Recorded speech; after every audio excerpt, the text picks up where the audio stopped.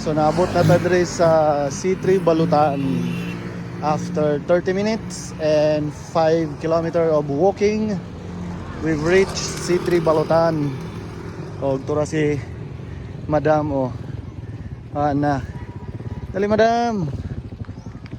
Putasan si Madam. Okay, so diri ta mag pause ato ang hiking and then balik na po dadayon sa ato ang gisugdan. So 5 kilometers 30 minutes. We are here at C3 Balutan and unsay na adarang dapita nganong daghag nagtanaw-tanaw what is happening.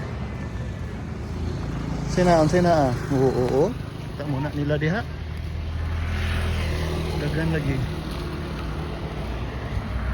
Unsay ganap? Nasa pikas mga audience. Kay unsay gibuhat dira. Unsay na adira. Para ma-film mig tan-aw. So today is a Saturday, April 5, 2025. We are now here at C3 Balutan and then mag pahulay. Si Madam patingisi kinada na libang dadto ng ilo. Okidoki. Ano sa yun na sila diha? Sinaadala jud. Game. Ha?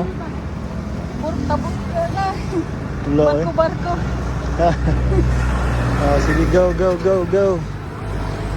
Daghag mga nangisita diring lugar sa barang C3 Balutan. Palit sad mi diri amo ado. Palit sad mig mais do og balot do.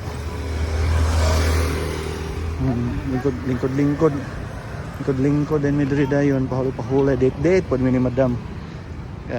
Wala mami booking ni Madam ron. 5 kilometers for 30 minutes walk. So 10k speed ra gyud ay in less than 1 hour, sub 1 hour 10k. Yay! C3 Balutan. Pangaon sa mi og mais.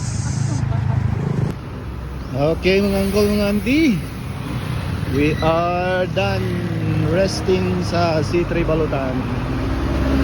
Mahuli namin ni Madam kay naka 5 kilometers